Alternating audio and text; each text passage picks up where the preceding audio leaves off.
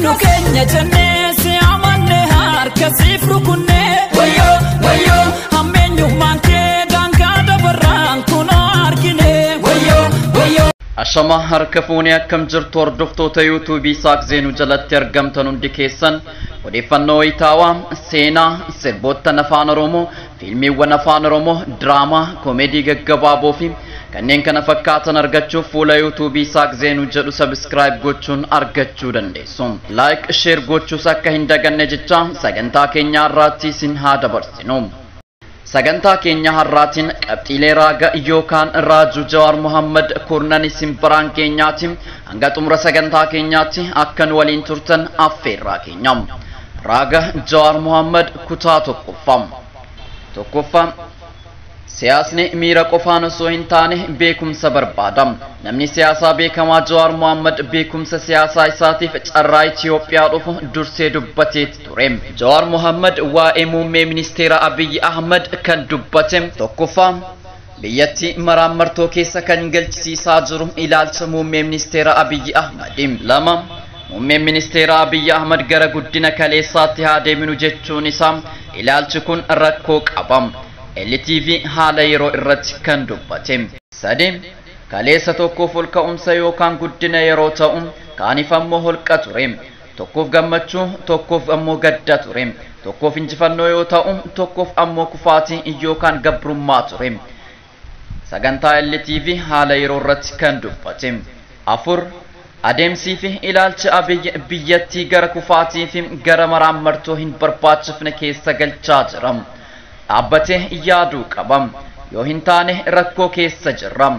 LTV sagantaa haala yeroo irratti kan dubbate. Shan Abiy Ahmed amma keessatti adeemsa siyaasaa inni deemaa jiru diina guddaa kan itti ta'u miidiyaalee idil addunyaa fi dhaabbata mirga namoomaa idil addunyaati. LTV haala yeroo irratti kan dubbate. Ja'a fiigichi nama dhuunfaa hin baasu. Naannootti nageenya fide biyya keessatti garuu civil war kakaase kan jedhu title The New York Times yeroo barreessu natti mul'ata. Sagantaa LTV irratti kan dubbate. Torba akka sadarkaa nama dhuunfaa tokkootti ani Lammaa Magarsaarra Abiy Ahmed waliin walitti dhiyeenyan qaba. Ilaalchi isaa garuu ummata Oromoo fi ummata Itoophiyaaf hin fayyadu. Balaa guddaa qaba. LTV irratti kan dubbate. Saddeet karaa siyaasaatiin biyya keessaa fi poolisii alaa kan hordofu biyyattii kan diigu walitti dhufeenya alaa keenyaa kan balleessudha. LTV irratti kan dubbate. Sagan biyyattiin yeroo ijaaramtu walitti bu'iinsa sabaa fi sablammiitiin har'as kan geesse hacuuccaa sabaa fi sablammiitiin. Kanaafuu walqixxummaan sabaa fi sablammii dhufuu qaba. LTV irratti kan dubbate. Kudhan namni dhuunfaan tokko biyya ceesisuu hin danda'u. Abiy nama dhuunfaadha. Akka nama dhuunfaatti qophaasa biyya ceesisuu hin danda'u. TV Ahaduu irratti kan dubbate. Dhumarrattis akkas jedhee ture. Ce'umsa yeroo jedhamu ilaalcha adda addaa fedhii adda addaa garee qabanii walitti dhufanii walii galuun formaat jechuudha. Ahaduu irratti kan dubbate. Ilaalcha yaadaa fi gorsawwan kana fakkaatan kanneen qaban namoonni kan akka Jawaar Mohammad kun biyyattii kan fayyadan hedduu turan. Haa ta'u malee siyaasni biyya keenya jibbaan kan haguugamte sabaa fi gandaan kan ijaaramte waan taateef itti fayyadamuu hin dandeenye. Kunis gatii guddaa nu kaffalchiisa. Sagantaa keenyaarraa kanumaan xumurreerra sagantaa biraatiin hanga walitti deebinutti nagaatti nuuf bu'amu.